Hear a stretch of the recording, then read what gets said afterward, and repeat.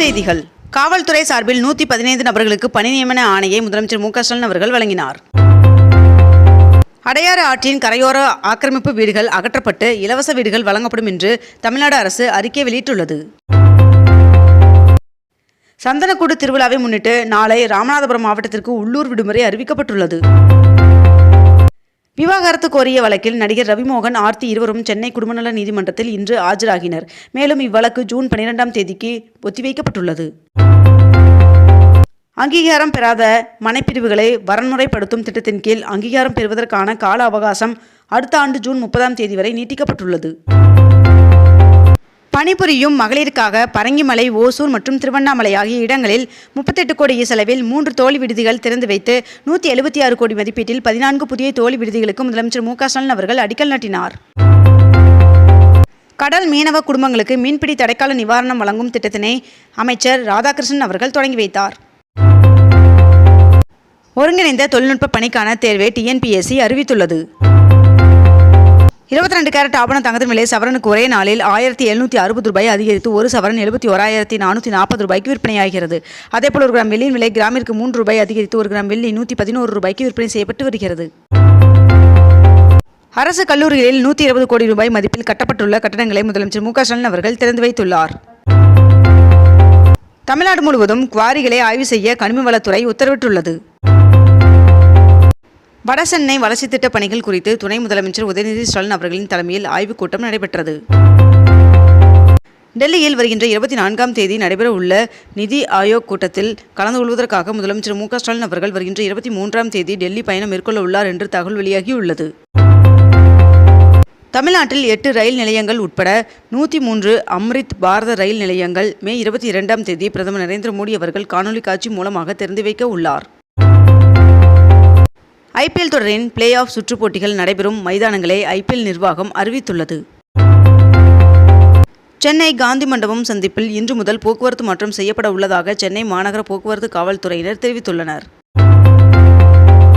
அமைச்சர் KKSSR ராமச்சந்திரன் அவர்கள் மாநில அவசரகால செயல்பாட்டு மையத்தில் ஆய்வு மேற்கொண்டார். தங்க நகைகளை அடகு வைப்பதற்கு புதிதாக 9 விதிமுறைகளை ரிசர்வ் வங்கி அறிவித்துள்ளது. வருகின்ற 23ஆம் தேதி அரபிக்கடலில் குறைந்த காற்றழுத்த தாழ்வு பகுதி உருவாகக்கூடும் என்று தெரிவிக்கப்பட்டுள்ளது. சென்னையில் உள்ள அரசு கலைக்கல்லூரியில் விண்ணப்பிக்க மே 27ஆம் தேதி கடைசி நாள் என்று அம்மாவட்ட ஆட்சியர் தெரிவித்துள்ளார். சென்னையில் 255 கோடியில் 20 புதிய திட்டப்பணிகளுக்கு முதலமைச்சர் மு.க.ஸ்டாலின் அவர்கள் அடிக்கல் நாட்டினார். தமிழ்நாடு அரசு பணியாளர் தேர்வாணையத்தின் மூலம் தேர்வு செய்யப்பட்ட 109 நபர்களுக்கு பணி நியமன ஆணைகளை வழங்கினார் முதலமைச்சர் மு.க.ஸ்டாலின் அவர்கள். உள்ளாட்சி இடைத்தேர்தலுக்கான வாக்காளர் பட்டியலை மாநில தேர்தல் ஆணையம் வெளியிட்டுள்ளது. வீட்டு வசதி நகர்ப்புற வளர்ச்சித்துறை சார்பில் 527 கோடியில் 4978 புதிய அடுக்குமாடி குடியிருப்புகளை முதலமைச்சர் மு.க.ஸ்டாலின் அவர்கள் திறந்து வைத்துள்ளார். திருவள்ளூர் மாவட்டம் சிறுவாபுரி முருகன் சுவாமி கோவிலில் அன்னதான விரிவாக்க திட்டம் தொடங்கி வைக்கப்பட்டுள்ளது.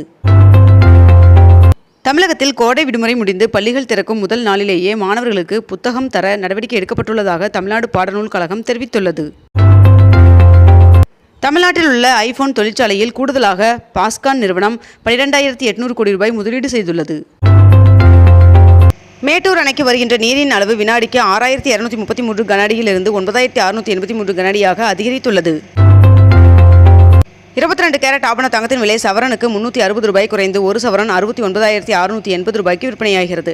அதேபோல் 1 கிராம் வெள்ளியின் விலை கிராமிற்கு 1 ரூபாய் குறைந்து 1 கிராம் வெள்ளி 108 ரூபாய்க்கு விற்பனை செய்யப்பட்டு வருகிறது. வெளியுறவுத்துறை அமைச்சர் ஜெய்சங்கர் அவர்கள் இந்த வாரம் நெதர்லாந்து, டென்மார்க் மற்றும் ஜெர்மனி ஆகிய நாடுகளுக்கு பயணம் மேற்கொள்ள உள்ளதாக தகவல் வெளியாகியுள்ளது.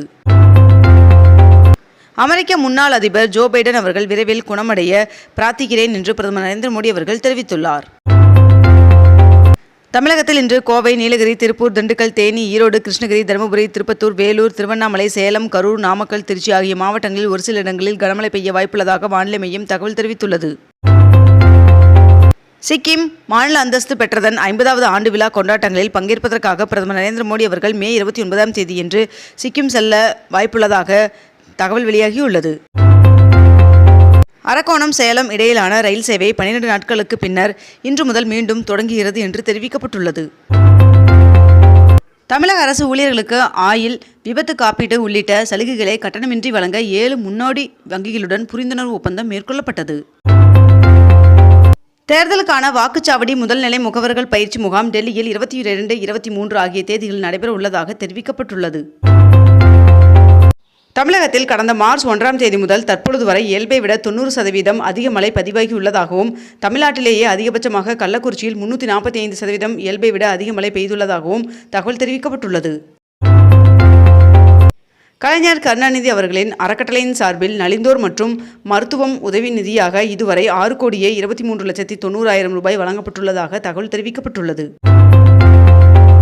டி நகரில் 131 கோடி ரூபாய் மதிப்பில் புதிதாக கட்டப்பட்டு புதிய மேம்பாலப் பணிகள் 90% நிறைவடைந்துள்ளதால் அடுத்த மாதம் திறக்கப்பட உள்ளதாக மாநகராட்சி அதிகாரிகள் தகவல் தெரிவித்துள்ளனர். திருப்பதியில் ஏழுமலையான் சுவாமியை தரிசிக்க வரும் பக்தர்களுக்கு சிறந்த வசதிகள் வழங்க 500 கோடி செலவில் 1,54,000 சதுர அடியில் 10 மாடிகள் கொண்ட மிக நவீன பஸ் நிலையம் கட்ட திட்டமிடப்பட்டுள்ளதாக தகவல் வெளியாகியுள்ளது. அரசு பள்ளி ஆசிரியர்களுக்கு வகுப்பறை பயன்பாட்டிற்கான கைப்பிரதி பாடநூல்கள் வழங்க பள்ளிக் கல்வித்துறை அனுமதி வழங்கியுள்ளது.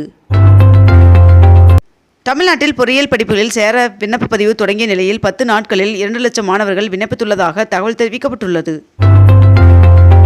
மருதமலை சுப்பிரமணிய சுவாமி கோவிலின் அடிவாரத்தில் ஆசியாவிலேயே மிக உயரமான 184 அடியில் முருகன் சிலை அமைக்கும் பணிக்கான நடவடிக்கைகள் வெகு விரைவில் மேற்கொள்ளப்படும் என்று அமைச்சர் சேகர்பாபு அவர்கள் தெரிவித்துள்ளார். இந்தியாவின் கூட்டாட்சி அமைப்பு மாநில சுயாட்சியை பாதுகாக்க முன்வர வேண்டும் என்று மேற்கண்ட இந்த 8 மாநில முதலமைச்சர்களுக்கு முதலமைச்சர் மு க ஸ்டாலின் அவர்கள் கடிதம் எழுதியுள்ளார். திருச்செந்தூர் அருள்மிகு சுப்பிரமணிய சுவாமி திருக்கோவிலில் வருகின்ற ஜூன் 9ஆம் தேதி வைகாசி விசாக திருவிழா நடைபெற உள்ளது. கடந்த 10 ஆண்டுகளில் இல்லாத அளவிற்கு 2021ஆம் ஆண்டு முதல் 24ஆம் ஆண்டு வரை சராசரியாக 5.66% வேளாண் வளர்ச்சி அடைந்து சாதனை படைத்துள்ளதாக தெரிவிக்கப்பட்டுள்ளது. வருகின்ற ஆகஸ்ட் 15ஆம் தேதி முதல் அரசு பேருந்துகளில் பெண்கள் இலவசமாக பயணிக்கலாம் என்று ஆந்திர மாநில முதலமைச்சர் தெரிவித்துள்ளார். தமிழக அரசின் தொழில் முனைவோர் மேம்பாடு மற்றும் புத்தாக்க நிறுவனம் சென்னையில் தங்க நகை மதிப்பீட்டாளர் பயிற்சியானது இன்று தொடங்கி வருகின்ற 23ஆம் தேதி வரை 5 நாட்கள் நடைபெற உள்ளதாக தெரிவிக்கப்பட்டுள்ளது. நாடாளுமன்றத்தில் சிறந்த பங்களிப்பை அளித்தமைக்காக திருவண்ணாமலை நாடாளுமன்ற உறுப்பினர் CN அண்ணாதுரை அவர்களுக்கு சன்சத் ரத்னா தேசிய விருது அறிவிக்கப்பட்டுள்ளது. சென்னை விமான நிலையத்தில் ஜூன் 1ஆம் தேதி முதல் இண்டிகோ நிறுவனத்தின் சிறிய ரக விமானங்கள் புறப்பாடு 4வது முனையத்திற்கு மாற்றப்பட இருப்பதாக அதிகாரிகள் தெரிவித்துள்ளனர். இத்துடன் இன்றைய தலைப்புச் செய்திகள் நிறைவடைகின்றன. மேலும் இதுபோன்ற அண்மை தகவல்களை உடனுக்குடன் தெரிந்து கொள்ள அக்னிபூ சேனலை சப்ஸ்கிரைப் செய்து கொண்டு தொடர்ந்து இணைந்திருங்கள். நன்றி, வணக்கம்.